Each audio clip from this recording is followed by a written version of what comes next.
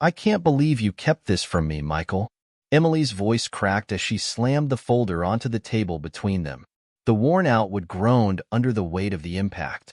Her green eyes burned with a mix of fury and disbelief, her trembling fingers betraying the storm of emotions raging inside her. Michael sat on the other side of the table, frozen, his face pale as though all the blood had drained from it. The dim light of the kitchen lamp cast deep shadows across his face, emphasizing the look of guilt and fear in his eyes. I didn't think you needed to know, he muttered, his voice barely above a whisper. Emily leaned forward, her voice rising. Didn't need to know? Michael, this changes everything. How could you decide what I needed to know?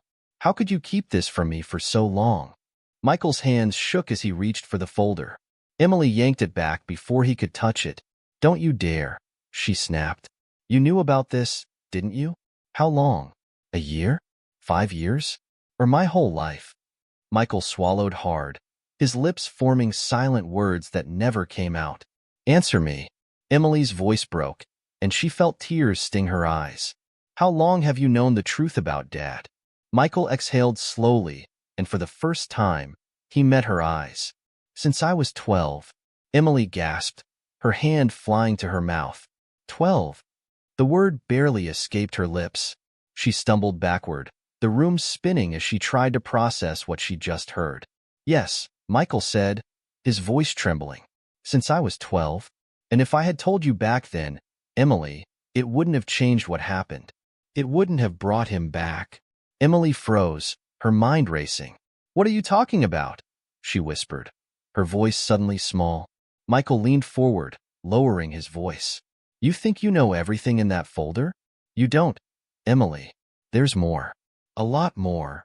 Emily stared at him, her chest tightening with dread. What do you mean, more? Michael glanced toward the dark hallway, as if expecting someone to walk in at any moment. Then he turned back to Emily, his voice barely audible. You're not ready to know. The night had started quietly, with Emily digging through the boxes in their late father's study. She wasn't looking for anything in particular. Maybe an old family photo or a journal she hadn't read before. Something to help her feel connected to the man who had left them so suddenly 8 years ago. Michael had always been the one to tidy up their father's belongings. After the funeral, he'd insisted on boxing everything away, claiming he couldn't bear to see the reminders of their dad. Emily hadn't pushed back then, not wanting to worsen her brother's grief. But now, curiosity had gotten the better of her. She found the folder in the bottom drawer of their father's old desk, hidden beneath a stack of yellowing receipts. It was marked with a single word in their father's handwriting. Truth. Her heart raced as she opened it. The papers inside looked old, their edges frayed. At first, the contents didn't make sense. Legal documents, letters, and a few grainy photos of a man she didn't recognize. Then she saw the name. Her father's name. Her father's name listed as an alias on an official document. Her father's name in connection to something criminal. Something dangerous. Emily's hands trembled as she flipped through the pages, each one unraveling the image of the man she thought she knew. By the time Michael entered the room, she was sitting on the floor, surrounded by papers, her face pale with shock. What are you doing in here? Michael asked, his voice sharp. He froze when he saw the folder in her hands. Michael, Emily said, her voice shaking. What is this? Michael didn't answer. He walked over and snatched a paper from her hand, his eyes scanning it quickly. Then he cursed under his breath. Emily, you shouldn't have gone through this stuff, he said, his tone harsh. You knew about this? Emily demanded, standing up and clutching the folder to her chest. Michael hesitated, his jaw tightening. I can explain. Explain what? Emily shouted. Explain how Dad was living a double life? Explain why his name is all over these documents? Explain why you've been hiding this from me. Keep your voice down, Michael hissed, glancing at the door. Emily shook her head, her voice trembling with anger. No, Michael, you don't get to tell me to keep quiet. Not when you've been lying to me. Not when you've known about this for years. Michael ran a hand through his hair, pacing the room. You don't understand, Emily. It's not what it looks like. Then tell me what it is, she challenged. Michael stopped pacing, his back to her. For a long moment, he didn't say anything. When he finally turned around, his face was etched with pain. "It's about Dad," he said quietly. "And it's about you." Emily felt her breath catch in her throat. "What do you mean?" Michael hesitated, then took a deep breath. "Dad wasn't just running from something, Emily. He was protecting you." Emily stared at him, her mind reeling. "Protecting me from what?" Michael didn't answer. Instead, he walked over to the window and stared out into the night. "There are things you don't know. Things I've been trying to keep buried. But now," he turned back to her, his expression grim. "Now that you've found that folder, there's no going back." Emily clutched the folder tighter, her heart pounding. "Tell me, Michael, what are you so afraid of?" Michael looked at her, his face pale. "I'm afraid that if you keep digging, you'll find out who really killed Dad." Emily's knees buckled, and she grabbed the edge of the table to steady herself. "Killed?" she whispered. "Michael, what are you talking about?" "Dad died in a car accident." Michael shook his head. "No, Emily, he didn't." The room fell silent, the weight of Michael's words crashing down like a tidal wave. "You're lying," Emily said, her voice trembling. "I wish I were," Michael replied. "But the truth is, Dad didn't die in an accident. Someone killed him, and I think I know who did it." Emily's breath caught in her throat, her mind racing. The papers in the folder suddenly felt heavier, as if they held not just answers, but the power to unravel everything she thought she knew about her family. "Who?" she whispered. Michael hesitated, his face pale with fear. "I can't say," he finally said. "Not yet. But if you keep pushing, Emily," he looked her in the eye, his voice heavy with warning, "you might not like what you find." Emily's hands shook as she clutched the folder, her brother's warning echoing in her mind. Her knees felt weak, and she sank into the nearest chair. She stared at Michael, who now looked as though he carried the weight of the world on his shoulders. "Michael, you can't just leave it like that," she said, her voice hoarse. "You can't tell me Dad was killed and then say nothing else. Who did it? Why would anyone want to hurt him?" Michael hesitated, then walked over and took the chair opposite her. He didn't speak right away, his eyes fixed on the worn wood of the table. Finally, he let out a long breath. "It wasn't just one person, Emily," he said quietly. "It was bigger than that. Dad got mixed up in something he couldn't escape." "What does that mean?" Emily asked, her voice rising. Michael glanced at the doorway again, his paranoia obvious. Then he leaned closer, lowering his voice. "Before Dad died, he was working with some dangerous people. People who didn't care about him, me, or you. He tried to get out, but it was too late." Emily frowned, her heart racing. "Dangerous people? Like criminals?" Michael nodded slowly. "Worse. These weren't just random thugs. They were part of something organized. Something powerful." Emily shook her head, struggling to process his words. "Why would Dad be involved with people like that? He was an accountant, Michael. He went to work, he came home, and he took care of us. That's all I remember." "That's all he wanted you to remember," Michael said. "He kept you in the dark on purpose. He didn't want you to see that side of him." Emily's voice cracked as she whispered, "What side?" Michael leaned back in his chair, rubbing his face with his hands. "The side that made bad decisions. The side that got desperate when Mom left. He was trying to make money, Emily, to keep us afloat. But the way he went about it," he trailed off, shaking his head. Emily stared at him, stunned. "So, you're telling me Dad got involved with some criminal organization, and that's why he died?" Michael's jaw tightened. "I don't think it's that simple. He was trying to fix his mistakes. That's why he started keeping records, those documents you found. He wanted proof of what they were doing, but he didn't live long enough to use it." Emily's stomach churned. She opened the folder again, flipping through the papers. The grainy photos, the strange names, the cryptic notes. It all felt too surreal. "Why didn't you tell me sooner?" she asked. Michael's voice softened. "Because I didn't want you to get involved. I thought if I kept it hidden, it would keep you safe. But now," he gestured toward the folder, "now it's too late." Emily's eyes narrowed. "Too late for what?" Michael hesitated, then leaned forward again. I think they're still watching us, Emily. Whoever was after Dad, they know we're connected to him. If they find out you've been digging into this, they'll come after you too. A chill ran down Emily's spine. You're serious?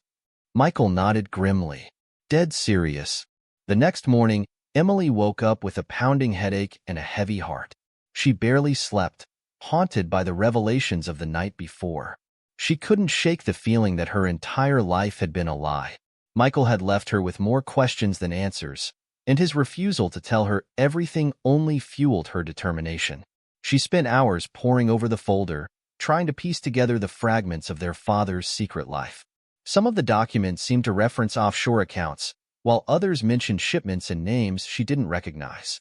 One name kept appearing, Martin Crowley. Emily circled it in red pen, her curiosity growing. Who was Martin Crowley? Was he part of the organization Michael mentioned?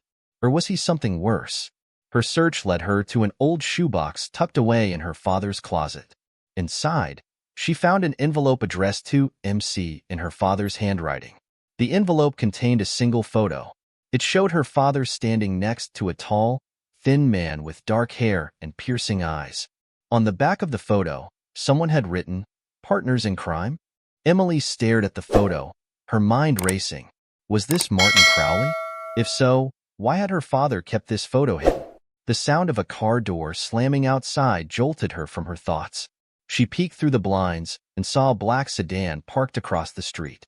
Two men in dark suits were sitting inside, their faces obscured by sunglasses. Her pulse quickened. Was it a coincidence? Or were these the people Michael had warned her about? Emily's phone buzzed, and she grabbed it, her hands trembling. It was a text from Michael. "We need to talk. Now. Meet me at the diner." She grabbed her coat and stuffed the folder into her bag. As she left the house, she glanced back at the black sedan. The men didn't move, but she could feel their eyes on her. When she arrived at the diner, Michael was already there, sitting in a booth near the back. His face was pale, and he looked like he hadn't slept either. "I found something," Emily said as she slid into the seat across from him. She pulled out the photo and placed it on the table. "Who is this?" Michael's expression darkened as he picked up the photo. "Where did you find this?" "In Dad's closet," Emily said. The envelope was addressed to MC. "Is that Martin Crowley?" Michael nodded slowly. "Yeah, that's him." "Who is he?" Emily demanded. Michael hesitated, his grip tightening on the photo. "He's the reason Dad got involved with those people in the first place. And he's the reason Dad's dead." Emily's stomach dropped. "What do you mean?" Michael leaned closer, lowering his voice. "Martin Crowley was Dad's business partner. They started out legit, but Crowley got greedy. He started working with people who didn't care about the law. Dad tried to pull out, but Crowley wouldn't let him." "So, what happened?" Emily asked. Michael's voice was barely above a whisper. "Dad found out Crowley was skimming money off the top. He confronted him, and Crowley threatened to expose everything if Dad didn't stay quiet. But Dad didn't stay quiet. He started collecting evidence that's in that folder. That's why they killed him, Emily. Because he was going to take Crowley down." Emily's heart pounded. "If Crowley's behind all this, why haven't you gone to the police?" Michael shook his head. "You think they'll believe us? Crowley has connections everywhere. He's untouchable." Emily clenched her fists, anger bubbling inside her. "So, what do we do?" Michael stared at her, his expression grim. "We don't do anything. We keep our heads down and hope they leave us alone." "No," Emily said firmly. "I'm not going to let this go, Michael. Dad didn't deserve to die like that. And if Crowley thinks he can get away with it, he's wrong." Michael's eyes widened. "Emily, you don't understand. If you go after Crowley, he'll come after you. And this time, he won't leave any loose ends." Emily didn't flinch. "Then let him try." Before Michael could respond, the sound of shattering glass filled the diner. Both of them ducked as a brick crashed through the window, landing on their table. Emily's blood ran cold as she saw the note tied to the brick. It read, "Stay out of this or you're next." The diner erupted in chaos as patrons screamed and scrambled for cover. Emily's heart pounded in her chest as she stared at the brick, the note fluttering slightly from the impact. The message was clear. Someone knew she was digging into her father's past, and they weren't happy about it. Michael grabbed her arm, yanking her down behind the table. His face was pale, his eyes darting around the diner like a trapped animal. We need to get out of here. Now. Emily was still frozen, her eyes locked on the threatening note. Michael, they're watching us, she whispered. No kidding, he hissed, pulling her to her feet. Come on. Let's go before they make good on that threat. They bolted for the back exit, weaving through the panicked crowd. As they burst out into the alley behind the diner, Michael scanned the area, his hand gripping Emily's tightly. The sound of sirens wailed faintly in the distance, but Michael didn't seem inclined to wait for the police. Where's your car? He asked. 2 blocks away, Emily stammered. Let's move. They ran through the shadows of the alley, their breaths visible in the cold night air. Emily's thoughts raced, her mind replaying the events of the last 24 hours. Everything was spiraling out of control. As they approached her car, Emily stopped abruptly, grabbing Michael's arm. Wait, she said, her voice shaking. What if they're watching my car too? Michael hesitated, his jaw tightening. He glanced around, his eyes narrowing as he studied the street. We don't have a choice, he said finally. We can't stay here. Emily nodded reluctantly and unlocked the car. They climbed in, and Michael immediately reached over, yanking down the sun visor to check for anything unusual. He peered under the seats and in the glove compartment before settling into his seat. Drive, he said. Emily started the car, her hands trembling on the steering wheel. She couldn't shake the feeling that they were being watched. Every shadow seemed to shift. Every parked car felt like a potential threat. Where are we going? She asked. Somewhere they won't find us, Michael replied. The safe house was a dingy motel on the outskirts of town. Michael explained that it was one of the places their father had used when he needed to lie low. The thought sent a shiver down Emily's spine. Her father had lived an entire life she hadn't known about, and now she was following in his footsteps. As they entered the room, Emily immediately locked the door and drew the curtains. Michael set the folder on the bed and began pacing, running a hand through his hair. This is bad, he muttered. Really bad. No kidding, Emily said, her voice sharp. A brick through a window and a death threat count as bad in my book too. Michael shot her a look. Emily, this isn't a game. These people are serious. If we don't handle this right, we could end up like Dad. Emily clenched her fists. I'm not just going to sit here and hide, Michael. We need to fight back. Michael shook his head. Fight back with what? A stack of old papers and a photo? Crowley has an army behind him. We have nothing. Emily's jaw tightened. We have the truth. Michael let out a bitter laugh. The truth doesn't matter to people like Crowley. He's untouchable, Emily. The second we make a move, he'll crush us. Emily stared at him, her anger simmering beneath the surface. So what, then? We just let him get away with it? Let him keep living his life while Dad's gone? Michael didn't respond. Emily grabbed the folder and began flipping through the pages again, her mind racing. There has to be something in here. Something we can use to expose him, Michael sighed, sitting down on the edge of the bed. I've been through that folder 100 times, Emily. If there was anything concrete, Dad would have used it himself. Maybe he didn't have time, Emily shot back. Michael didn't argue. As Emily scanned the documents, one page caught her eye. It was a receipt for a storage unit, dated just a few weeks before their father's death. Michael, she said, holding up the paper. What's this? Michael leaned forward, frowning. A storage unit? I don't know. I've never seen that before. Emily's heart raced. What if there's more evidence there? What if Dad left it for us to find? Michael hesitated, his eyes flicking to the paper. Or what if it's a trap? Emily shook her head. We have to check it out. It's the only lead we have. Michael stared at her for a long moment, then nodded reluctantly. Fine, but we're going in prepared. The next day, they drove to the address listed on the receipt. The storage facility was a grim, gray building surrounded by a chain-link fence. Emily's stomach churned as they parked in the lot, the weight of the situation pressing down on her. Michael glanced around, scanning for anything out of place. Stay close, he said, his voice tense. They entered the facility and made their way to the unit listed on the receipt. Emily's hands trembled as she unlocked the door with the key attached to the receipt. Inside, the storage unit was dark and musty. Boxes were stacked against the walls, and a single metal filing cabinet stood in the corner. Emily's heart pounded as she approached the cabinet. She pulled open the top drawer, revealing a stack of folders similar to the one they'd found at home. Michael picked up one of the folders, flipping through its contents. His face paled. "Emily," he said quietly, "this isn't just about Dad." "What do you mean?" she asked, her voice shaky. Michael held up a document. It was a list of names, some of which had been crossed out. Next to the names were notes, dates, locations, and cryptic phrases like terminated and neutralized. Emily's blood ran cold.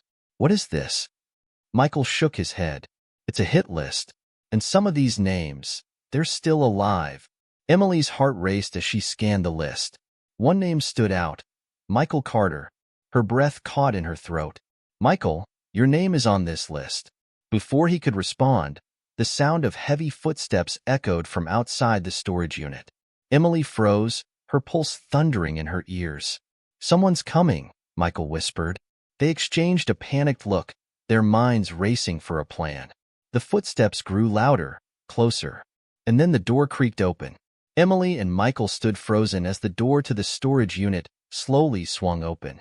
The dim light from the hallway spilled into the cramped space, illuminating the figure standing in the doorway. It was a man in a black leather jacket, his face partially obscured by the shadow cast by the brim of his baseball cap. He was tall and broad-shouldered, his stance menacing. In his hand, he held a small flashlight, the beam cutting through the gloom and landing directly on Michael. "Well, well," the man said, his voice low and gravelly. "Looks like I found the Carter kids. Been a long time." Michael's breath hitched, and Emily felt his hand tense around her wrist. "Who are you?" Michael demanded, his voice shaking. The man stepped further into the unit, letting the door swing shut behind him. "Let's just say I was an old friend of your dad's," he said. His tone was casual, but his presence was anything but. "Name's Sam. Sam Harris. And I'm here to make sure you two don't stick your noses where they don't belong." Emily's heart raced. She instinctively moved closer to Michael, clutching the folder she had grabbed from the filing cabinet. "We're not looking for trouble," she said, her voice trembling. "We just want answers." Sam laughed, a sound that sent chills down her spine. "Answers? Is that what you're calling it? I call it playing with fire. And trust me, kids, you don't want to get burned." Michael stepped forward, trying to shield Emily. "If you think you can scare us into backing off, you're wasting your time," he said, his voice steadier now. "We're not giving up." Sam's expression darkened. "Your old man thought the same thing," he said. "And look where it got him." Emily felt her blood boil. "You know what happened to our dad?" she demanded. Sam smirked. "I know plenty, but you won't like hearing it." Michael clenched his fists. "Try me." Sam tilted his head, as if considering whether to indulge them. Then he leaned against the filing cabinet, his demeanor deceptively relaxed. "Your dad got in over his head," Sam said. "He thought he could outsmart Martin Crowley, thought he could take him down. But Crowley doesn't play games. He sent me to deal with your dad, to make sure he stayed in line." Emily's stomach churned. You worked for Crowley?" Sam shrugged. "Still do. But your dad, he wasn't like the rest of us. He had a conscience, and that made him dangerous. Crowley doesn't like loose ends." Michael's eyes blazed with anger. "You're the one who killed him, aren't you?" Sam didn't answer immediately. He pulled a cigarette from his pocket and lit it, taking a long drag before exhaling slowly. "I didn't pull the trigger," he said finally, "but I made sure he couldn't run." Emily's hands trembled as tears welled in her eyes. "You let him die," she said, her voice barely above a whisper. Sam's gaze hardened. "It was him or me, kid. That's how this world works." Michael stepped forward, his fists clenched. "You're a coward," he spat. "You let a good man die because you were too scared to stand up to Crowley." Sam's expression flickered, just for a moment, and Emily thought she saw a hint of regret in his eyes. But it was gone as quickly as it appeared. "Maybe," Sam said, his voice low, "but I'm still alive." The tension in the room was suffocating. Emily could feel her pulse pounding in her ears as she tried to think of a way out. Sam was blocking the door, and there was no telling what he would do next. Michael glanced at her, his eyes silently pleading for her to trust him. Then he turned back to Sam, his voice steady. "You don't have to do this," Michael said. "You don't have to keep working for Crowley. Help us, and we can expose him. We can bring him down together." Sam laughed again, though it sounded hollow this time. "You're more like your old man than I thought," he said. "Always thinking you can fix the unfixable." Michael didn't back down. "It's not too late, Sam. You can still do the right thing." Sam's expression shifted, and for a moment, he looked conflicted. But before he could respond, the sound of footsteps echoed outside the storage unit. Sam stiffened, his eyes narrowing. "You brought company?" Emily shook her head frantically. "No, we didn't." The door burst open, and two more men entered, both dressed in dark suits. One of them pointed a gun at Michael and Emily, while the other turned to Sam. "You were taking too long," the man said to Sam, his tone impatient. "Crowley wants this cleaned up now." Emily's heart sank as she realized the situation had just gone from bad to worse. Sam turned back to them, his expression unreadable. For a moment, Emily thought he might betray them, hand them over to Crowley's men. But then he did something she didn't expect. He stepped between them and the men with the gun. "You don't need them," Sam said, his voice calm but firm. "They don't know anything." The man with the gun raised an eyebrow. "You think Crowley's gonna buy that? These two are poking around where they shouldn't be. They're a liability." Sam didn't flinch. "Crowley doesn't pay you to think. He pays you to follow orders. Now get out of here before you make a mess you can't clean up." The tension was palpable as the two men exchanged a look. Finally, the man with the gun lowered it, though his expression remained hostile. "Your funeral, Harris," he muttered before turning and leaving with his partner. When the door slammed shut behind them, Sam turned back to Michael and Emily. "You need to get out of here," he said, his voice low. "Now, before they change their minds." Michael hesitated. "What about you?" Sam shook his head. "Don't worry about me. Just go. And for what it's worth," he looked at Emily, his expression softening. "I'm sorry about your dad." Emily felt tears prick her eyes as she nodded. "Thank you," she said quietly. Sam stepped aside, allowing them to leave. As they exited the storage unit, Emily couldn't shake the feeling that this was far from over. Emily and Michael hurried through the dimly lit storage facility, their footsteps echoing against the concrete walls. Every shadow felt alive, every distant sound a potential threat. Emily's hands were trembling as she clutched the folder tightly to her chest, her mind racing with what had just happened. "Do you think he'll be okay?" she whispered as they approached the exit. Michael didn't look back. "I don't know, Emily. But right now, we need to focus on staying alive." They pushed through the metal door at the rear of the building, emerging into the cold night. The parking lot was eerily quiet, and their car sat untouched under a flickering streetlight. "Get in," Michael ordered, his voice tense. Emily climbed into the passenger seat, her pulse still racing. As Michael started the car, she glanced back at the storage facility. A nagging feeling told her they hadn't seen the last of Sam Harris. The ride back to the motel was silent, the tension between them palpable. Emily stared out the window, her mind replaying Sam's words. Her father had tried to take down Martin Crowley, and it had cost him his life. Now, Crowley's people were watching her and Michael, ready to snuff them out at the first sign of resistance. When they reached the motel, Michael parked the car and turned off the engine. He didn't move for a moment, his hands gripping the steering wheel tightly. "We can't keep running," Emily said quietly. Michael sighed, leaning back in his seat. "You think I don't know that? But what choice do we have? Crowley has eyes everywhere. If we make one wrong move," he trailed off, shaking his head. Emily turned to face him.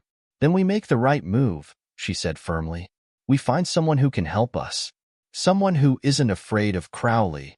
Michael gave her a skeptical look. "And who exactly is that, Emily? The police? The FBI? Crowley's probably got half of them in his pocket." Emily bit her lip, her frustration boiling over. "So what? We just give up? Pretend none of this ever happened? Let Dad's killer walk free?" Michael slammed his hand against the dashboard, startling her. Of course not, he snapped.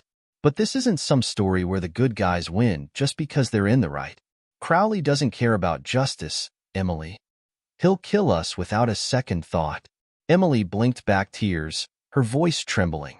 Then why did Dad fight so hard? Why did he risk everything if it didn't matter? Michael's expression softened, and he let out a long breath. Because he believed it did, he said quietly. And maybe he was right. But if we're going to take this on, we need to be smart about it. Emily nodded, her determination hardening. Then we start by figuring out what's in those files. If Dad thought they were important, there's a reason. Michael hesitated, then finally nodded. Okay, let's take a closer look. But we're not doing it here. It's not safe. They drove to a remote cabin Michael had rented under an alias. The drive was long and uneventful, giving Emily time to sift through the folder again. She couldn't shake the feeling that they were missing something, some critical piece of the puzzle that would tie everything together. When they arrived at the cabin, the air was crisp and cold, the surrounding woods silent except for the occasional rustle of leaves. Inside, the cabin was sparse but warm, with a single table and a few chairs in the main room. Michael spread the documents out on the table, his expression focused. Let's start with the list, he said, pointing to the page with the names. Emily nodded, pulling out her laptop. If these are Crowley's targets, maybe we can figure out why they were on the list. There has to be a connection. As they began researching the names, a pattern started to emerge. Many of the people were business executives, government officials, or whistleblowers, people who had either crossed Crowley or stood in the way of his operations. This is insane, Emily muttered, her eyes scanning a news article about one of the names on the list. Look at this. This guy was a senator who pushed for stricter regulations on offshore accounts. He died in a boating accident 6 months after introducing the bill. Michael leaned over her shoulder, frowning. And this one, he said, holding up another document. A journalist investigating organized crime. Disappeared 3 years ago, never found. Emily felt a chill run down her spine. These aren't accidents or coincidences, she said.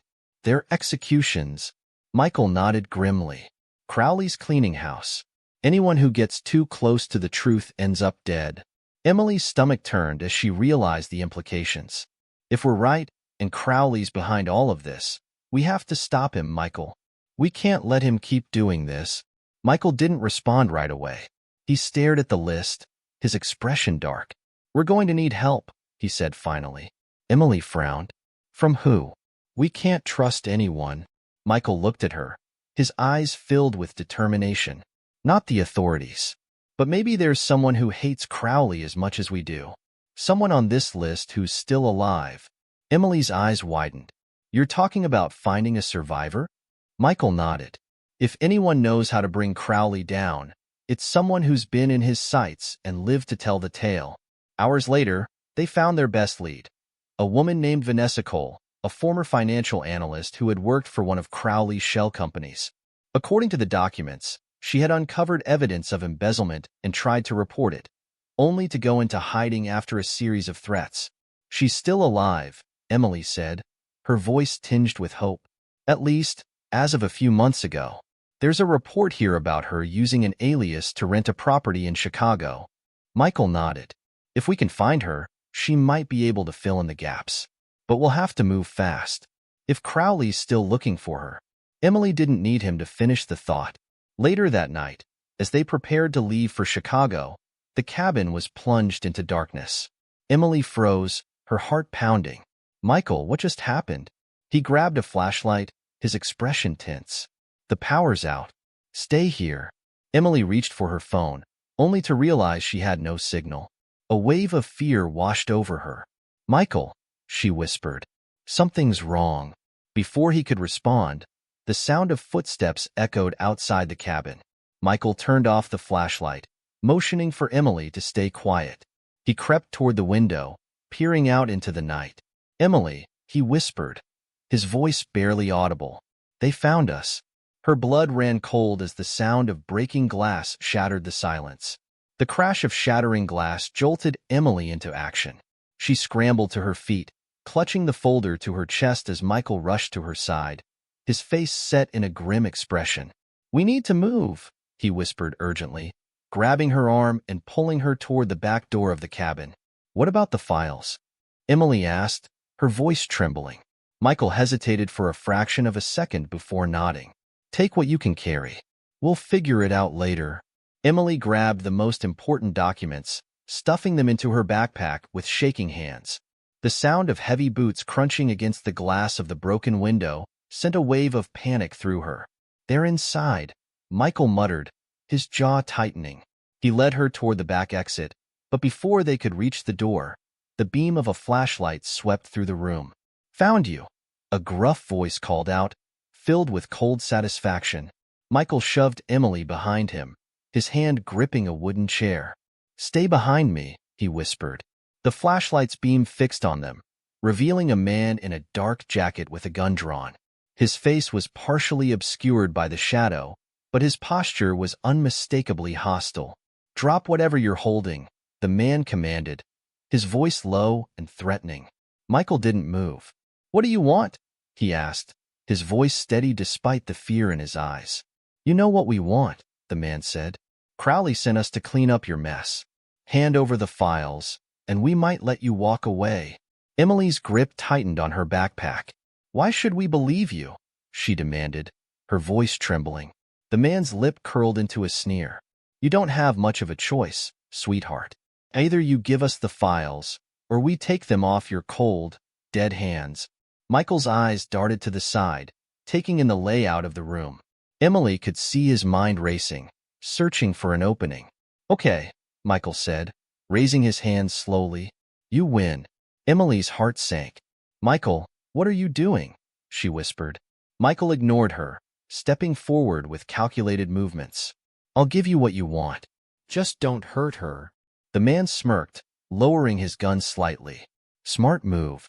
In one swift motion, Michael swung the chair in his hands, catching the man off guard.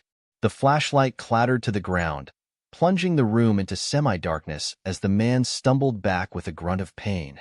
Run, Michael yelled, shoving Emily toward the back door.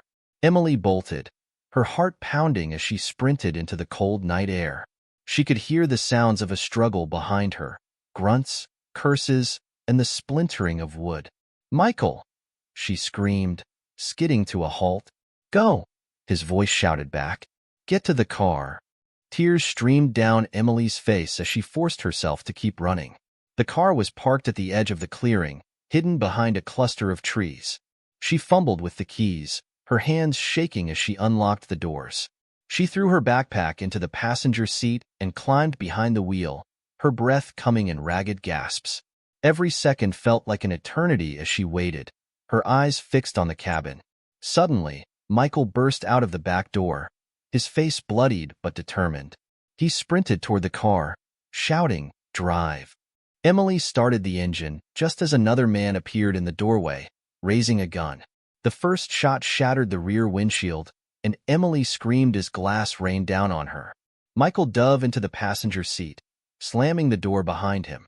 Go, go, go, he shouted. Emily floored the gas pedal, the tires skidding on the dirt road before catching traction. The car sped away from the cabin, the sound of gunfire fading into the distance. They drove for what felt like hours, the adrenaline slowly wearing off as the forest gave way to open highways. Emily's hands were still trembling on the steering wheel, her mind racing with what had just happened. Michael leaned back in the passenger seat, his face pale and his breathing uneven. Blood trickled from a cut above his eyebrow, and his knuckles were scraped and raw. Are you okay? Emily asked, her voice barely above a whisper. Michael nodded weakly. I'll live, he said, though his voice lacked conviction. Emily pulled onto the shoulder of the road and turned off the engine. We need to stop and figure out what to do next, she said. Michael glanced at her, his expression grim.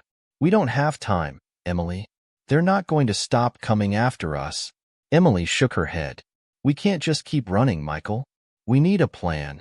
Michael hesitated, then nodded reluctantly. Fine, but we need to find a place where we can lie low. Somewhere Crowley's people won't find us. Emily stared out the windshield, her mind racing. What about Vanessa Cole? She said suddenly. Michael frowned. The woman on the list? She's our best shot, Emily said. If she's still alive, she might have information that can help us. She's been hiding from Crowley for years. If anyone knows how to stay off his radar, it's her. Michael sighed, wincing as he touched the cut on his forehead. It's risky, he said, but you're right. We don't have many options. Emily nodded, her determination hardening. Then we find her, and we make Crowley pay for what he did to Dad. Michael looked at her, his eyes filled with a mixture of pride and fear. We will, he said. But first, we need to stay alive long enough to do it. As they pulled back onto the road, the sound of sirens in the distance made Emily's stomach drop. She glanced at Michael, who was already scanning the rearview mirror. They're catching up, he muttered. Emily tightened her grip on the wheel, her heart racing. Then we'll just have to outrun them. The car sped down the empty highway, the sound of approaching vehicles growing louder. Emily's knuckles were white as she gripped the steering wheel, the engine roaring as she pushed the car to its limits.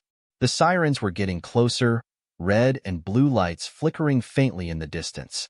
They've got us pinned, Michael said, craning his neck to look behind them. We can't outrun them for long. Emily's heart pounded as she scanned the road ahead. Then we don't run, she said through gritted teeth. Michael turned to her, his brow furrowing. What are you talking about? We outsmart them, Emily replied. There's an old service road coming up. It's not on the main maps, but I saw it when I was looking at Dad's files. It leads to a rail yard. They won't expect us to go there. Michael hesitated, then nodded. Let's hope you're right. As the sirens grew louder, Emily spotted the turnoff she'd mentioned. The road was barely visible, overgrown with weeds and surrounded by dense forest. She slammed on the brakes and swerved onto the path, the car bouncing violently over the uneven terrain. Branches scraped against the sides of the vehicle, and the headlights illuminated nothing but trees and shadows. Emily's breath came in short gasps as she tried to navigate the narrow road, her nerves frayed. Are they following us? She asked. Michael glanced back, squinting into the darkness. Not yet, he said. But they're close. The road twisted and turned, the trees closing in around them like a tunnel. Emily's heart raced as she struggled to keep control of the car, her mind replaying the events of the night. When they finally emerged from the forest, the rail yard loomed ahead. Rusted train cars sat on abandoned tracks, their hulking shapes casting eerie shadows in the moonlight. Emily drove the car behind a row of boxcars, cutting the engine and plunging them into silence. Out, Michael said, already grabbing the backpack. We can't stay in the car. They'll find it too easily. Emily nodded, her legs trembling as she stepped out into the cold night air. The smell of rust and damp earth filled her nostrils, and the distant sound of a train whistle echoed through the yard. Where do we go? She whispered. Michael pointed toward a cluster of buildings on the far side of the yard. Over there. We can hide until they pass. They moved quickly, darting between the shadows of the train cars. Emily's heart pounded with every step, the fear of being caught gnawing at her. When they reached the buildings, Michael led her to a small maintenance shed with a broken lock. He pushed the door open, and they slipped inside, closing it quietly behind them. The shed was cramped and smelled of oil and mildew, but it offered a small sense of safety. Emily sank to the floor, clutching the backpack to her chest as she tried to calm her breathing. Michael sat beside her, his face pale but determined. We'll stay here until it's clear, he said. Emily nodded, her mind racing. What if they find us? Michael's jaw tightened. They won't. Minutes felt like hours as they waited in the darkness, straining to hear any sign of pursuit. The silence was broken only by the distant creaks and groans of the abandoned rail yard. Just when Emily thought they might be safe, the faint crunch of gravel outside the shed made her freeze. Michael's hand shot up, motioning for her to stay quiet. The sound grew louder, footsteps approaching the shed with deliberate slowness. Emily's heart pounded in her ears as she gripped the backpack tighter, her eyes darting to Michael.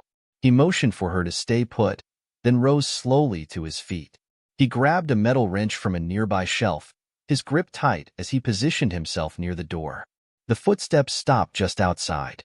Emily held her breath, her pulse racing. The door creaked as it began to open, the light from a flashlight spilling into the shed. "Stay where you are," a voice barked. Michael swung the wrench without hesitation, knocking the flashlight from the intruder's hand. The light clattered to the floor, plunging the shed into chaos. Emily scrambled back as the two men grappled in the dim light. The intruder was strong, but Michael fought with a desperate ferocity, his grunts echoing through the small space. "Run, Emily," Michael shouted. Emily hesitated, fear rooting her to the spot. "I can't leave you." "Go," Michael yelled, his voice filled with urgency. Emily's instincts took over, and she bolted out of the shed, clutching the backpack. The cold night air hit her like a slap, but she didn't stop. She ran toward the train cars, her heart pounding in her chest. As she reached the edge of the yard, she heard a gunshot. Emily froze, her breath catching in her throat. She turned back, her mind racing with panic. "Michael!" she screamed. There was no response. Tears streamed down her face as she stumbled toward the sound of the shot, her legs trembling. When she reached the shed, she saw Michael on the ground, clutching his shoulder. Blood seeped through his shirt, and his face was contorted with pain. The intruder was gone, the sound of his retreating footsteps fading into the night. Emily dropped to her knees beside Michael, her hands shaking as she pressed against the wound. "Michael, stay with me," she whispered, her voice breaking. Michael's eyes fluttered open, and he managed a weak smile. "You're supposed to run," he muttered. "I'm not leaving you," Emily said fiercely. She glanced around, her mind racing. They needed help, and fast. "Come on," she said, sliding her arm under Michael's shoulders. "We have to get out of here." Michael groaned but didn't protest as she helped him to his feet. Together, they stumbled through the rail yard, every step a struggle. As they reached the car, Emily's determination hardened. She wasn't going to let Crowley win. Not now. Not ever. Emily's hands trembled as she guided Michael into the passenger seat. He groaned in pain, his hand pressed tightly against the blood-soaked fabric of his shirt. The sight of his pale face sent a jolt of fear through her, but she forced herself to stay calm. "Hang in there," she said, her voice firm but cracking at the edges. "We'll get through this." Michael nodded weakly, his lips barely moving. "Drive," he whispered. Emily slammed the door shut, sprinting around to the driver's side. She started the engine, her eyes darting to the rearview mirror. The rail yard was eerily silent, but she couldn't shake the feeling that they weren't alone. The car sped onto the empty road, its tires squealing as Emily pushed the gas pedal harder. Her mind raced, every second filled with dread. They needed help, and fast. Michael's voice broke the silence, weak and strained. "We can't. Go to a hospital." Emily clenched her jaw. "You're bleeding, Michael. You've been shot." He shook his head slowly. "They'll find us. Crowley's people. They have eyes everywhere." Emily's grip on the steering wheel tightened. He was right. The moment they walked into a hospital, they'd be sitting ducks. But what other choice did they have? "Do you trust me?" Michael rasped. Emily glanced at him, her chest tightening. "Of course I do." "Then listen," he said, his voice barely audible. "There's a guy, an old friend of Dad's. He can help. He's off the grid, lives 2 hours from here. We can make it." Emily hesitated. Every instinct screamed to get Michael immediate medical attention, but the determination in his eyes convinced her otherwise. "Who is he?" she asked. Michael winced as he shifted in his seat. "Name's Elijah Greer. He used to work with Dad, back before everything went sideways. If anyone knows how to fix this, it's him." Emily swallowed hard, nodding. "Where do I go?" Michael weakly gave her directions, his voice faltering as the blood loss took its toll. The road seemed to stretch on forever, the darkness of the night pressing in on all sides. Emily's eyes darted between the road and Michael, her heart pounding with every shallow breath he took. After what felt like an eternity, they reached a narrow dirt path that wound its way through dense woods. Emily followed the road cautiously, the headlights barely illuminating the thick trees surrounding them. "Are you sure this is it?" she asked, her voice filled with doubt. Michael gave a weak nod. "Yeah. Elijah doesn't. Make it easy to find him." As they reached the end of the path, a small cabin came into view. It was run down and surrounded by overgrown vegetation, but there was a single light glowing in the window. Emily parked the car and rushed to Michael's side, helping him out of the vehicle. He groaned in pain, leaning heavily on her as they made their way to the cabin door. Emily banged on the door with her free hand, her voice trembling. "Elijah, please, we need your help." The sound of footsteps inside made her heart race. The door creaked open, revealing a tall, wiry man with sharp features and piercing eyes. He held a shotgun in one hand, his expression wary. "Who are you?" he demanded, his voice rough. Michael coughed weakly, his body sagging against Emily. "It's me," he rasped. "Michael Carter, Jacob's son."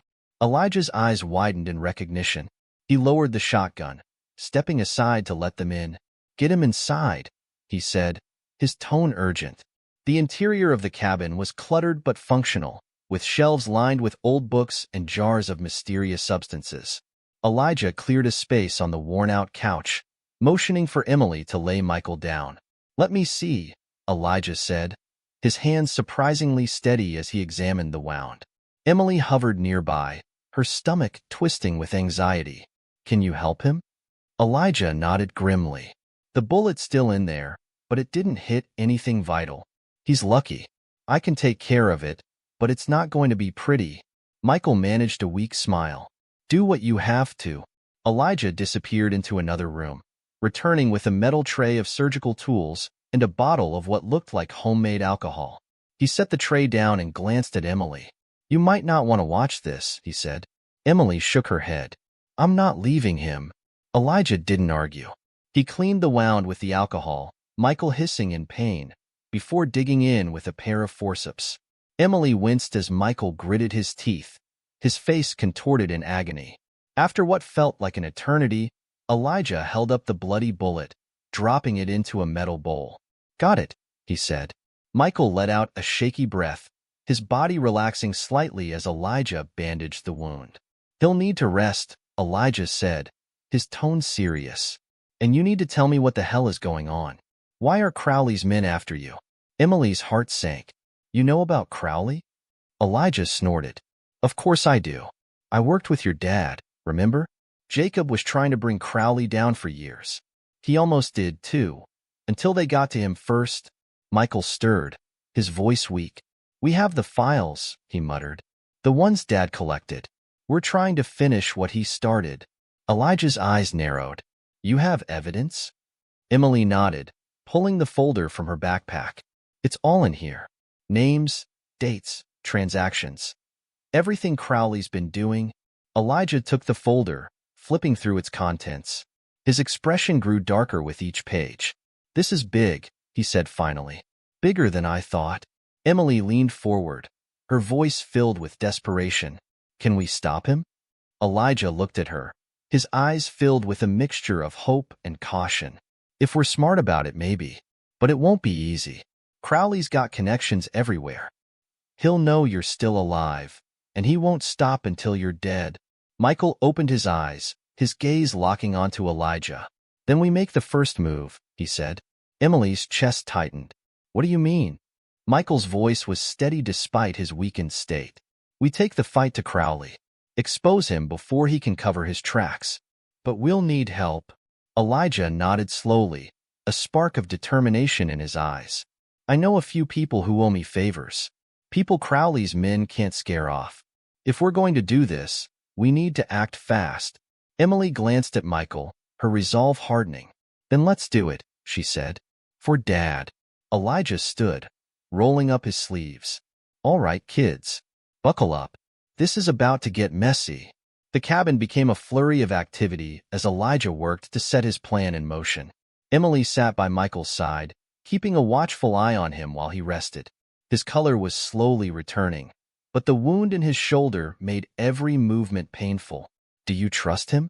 Emily asked softly, glancing toward the kitchen where Elijah was making calls on a burner phone. Michael gave a faint nod. "Dad did." "That's good enough for me." Emily frowned. "But Dad's trust didn't always turn out well, did it? Look where it got him." Michael's jaw tightened. "It's different this time. We're not just relying on trust. We have proof." And Elijah knows the kind of people Crowley surrounds himself with. If anyone can help us, it's him. Emily wanted to believe him, but a knot of doubt lingered in her chest. Everything they'd been through, everything they'd uncovered, had shown her that trust was a dangerous thing. Elijah returned to the room, tucking the phone into his pocket. "I've got a team lined up," he said. "People who know how to handle themselves around scum like Crowley." "What kind of people?" Emily asked, her tone skeptical. "Ex-cops, hackers, a journalist who's been after Crowley for years," Elijah replied. "They're not perfect, but they're good at what they do. And they hate Crowley almost as much as you do." Emily glanced at Michael, who gave her a small nod. "What's the plan?" Michael asked, his voice still weak but steady. Elijah grabbed a notebook from a nearby shelf and flipped it open, revealing a rough sketch of Crowley's operations. Crowley's empire is built on 3 pillars: money, connections, and fear. We take out his money first. Without it, his power base crumbles. Emily leaned closer. "How do we do that?" Elijah tapped a spot on the map. "He's got a private vault in the city. It's where he keeps the real dirt, cash, blackmail material, the works. If we can get in there and take what we need, it'll give us leverage." Michael frowned. "You make it sound easy. Crowley's not stupid. That vault's probably a fortress." Elijah smirked. "It is. But we're not going in blind. One of my contacts is a former security consultant for the company that designed the vault. He's already working on a way in." Emily's stomach churned with a mix of excitement and fear. "And what happens after we get the files?" "Crowley's not just going to roll over." Elijah's expression turned grim. "That's where the journalist comes in. We leak everything to the press. All of it. Public exposure is the one thing Crowley can't fight. Once the world knows what he's been doing, his allies will scatter, and his enemies will close in." The next night, Elijah's team gathered at the cabin. Emily was surprised by the assortment of people who walked through the door. A burly man with tattoos running up his arms, a wiry woman with sharp eyes and a laptop tucked under her arm, and an older man with a weathered face and a quiet demeanor. "This is Marcus," Elijah said, gesturing to the tattooed man. "Former military, now a private investigator. He'll handle security." Marcus gave a curt nod, his expression unreadable. "Cynthia," Elijah continued, pointing to the woman with the laptop. "Best hacker I know. If it's digital, she can crack it." Cynthia flashed a quick smile. "Glad to be here." "And this is Jim," Elijah said, motioning to the older man. "He's been chasing Crowley for years. He knows more about that snake than anyone else alive." Jim nodded slowly, his eyes filled with quiet determination. "It's time we finish this," he said. As the group gathered around the table, Elijah laid out the plan in detail. Cynthia would disable the vault's electronic security, Marcus would handle any physical threats, and Jim would prepare the press release to ensure the files reached the right hands. "You two," Elijah said, pointing to Emily and Michael, "are the wild cards. If anything goes wrong, you'll need to act fast. Are you up for this?" Michael nodded without hesitation. "We're in." Emily hesitated, her stomach twisting. She wasn't used to taking risks like this, but the thought of letting Crowley get away with everything he'd done was unbearable. "I'm in too," she said firmly. The night of the operation arrived quickly. The team parked in a quiet alley near the building housing Crowley's vault, their nerves palpable. Cynthia sat in the back of a van, her laptop glowing as she worked to disable the security cameras. "Cameras are offline," she said. "You're clear to move." Marcus led the group inside, his movements quick and efficient. The building was eerily quiet, the air thick with tension. When they reached the vault, Cynthia plugged into a nearby control panel, her fingers flying across the keyboard. "This might take a minute," she said. Michael and Emily stood guard, their hearts pounding. Every creak of the building felt like a warning, every shadow a potential threat. "Almost there," Cynthia said, her voice tense. Suddenly, the sound of footsteps echoed down the hallway. Marcus raised his hand, motioning for everyone to stay quiet. "They're coming," he whispered. Emily's breath caught in her throat as 2 guards rounded the corner, their eyes narrowing as they spotted the group. "Hey!" one of them shouted, reaching for his radio. Marcus moved like lightning, taking down the first guard with a swift punch. Michael lunged at the second, tackling him to the ground. Go, go! Marcus barked as he restrained the guards. Cynthia let out a triumphant laugh. We're in, she said, the vault door sliding open. Emily and Michael rushed inside, their eyes widening at the sight of the stacks of cash and documents lining the shelves. Grab everything, Michael said, stuffing files into his bag. Emily's hands trembled as she sifted through the papers, her heart racing. One document caught her eye, a detailed ledger of payments, all linked to powerful politicians and corporate executives. This is it, she said, her voice filled with awe. Before they could celebrate, an alarm blared through the building. They know we're here, Cynthia shouted. Marcus appeared at the door, his face grim. We've got company. A lot of it. Emily's chest tightened as the sound of heavy footsteps echoed down the hallway. We're trapped, Michael said, his voice filled with dread. Elijah stepped forward, his eyes blazing with determination. Not yet, we're not, he said. Follow me. Elijah moved with urgency, his years of experience evident as he led the group through a narrow back corridor. The alarm's wail was deafening, and Emily's pulse raced as the sound of boots thundered closer. This way, Elijah said, motioning toward a stairwell.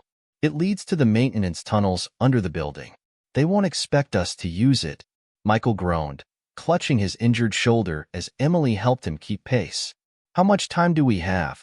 He muttered. Not much, Elijah replied, glancing back. Stay close and don't stop for anything. Marcus brought up the rear, his sharp eyes scanning the hallway. They're getting closer, he said, his voice tight. They barreled down the stairwell, the cold air biting at Emily's skin. Cynthia clutched her laptop tightly, her fingers twitching as if itching to be back at her keyboard. Jim's face was pale but resolute, his jaw set as he carried a bag full of incriminating documents. When they reached the bottom, Elijah pushed open a rusted metal door, revealing a dark tunnel lined with pipes and flickering lights. The air smelled of mildew and oil, and the walls were slick with condensation. This is your escape route? Emily asked, her voice filled with disbelief. It's better than staying up there and getting caught, Elijah said. The group moved quickly through the tunnel, their footsteps echoing. Every turn felt like it led them deeper into a maze, the fear of being cornered gnawing at Emily's nerves. Suddenly, the sound of voices echoed behind them. They're in the tunnels, someone shouted. Move faster. Elijah barked, his voice cutting through the rising panic. They picked up the pace, their breaths coming in ragged gasps. Emily's legs burned, and her arms ached from supporting Michael, but she refused to slow down. Up ahead, Elijah called out, pointing to a ladder leading to a hatch above. Marcus scrambled up first, shoving the hatch open with a grunt. The cool night air rushed in, a stark contrast to the stifling heat of the tunnel. Go, go, go, Marcus said, helping Cynthia and Jim climb out. Emily and Michael were next, with Elijah right behind them. As soon as they were all outside, Marcus slammed the hatch shut and jammed a steel rod through the handles, locking it from above. That'll buy us some time, Marcus said, panting. Emily looked around, her heart sinking. They were in a desolate alley surrounded by towering buildings.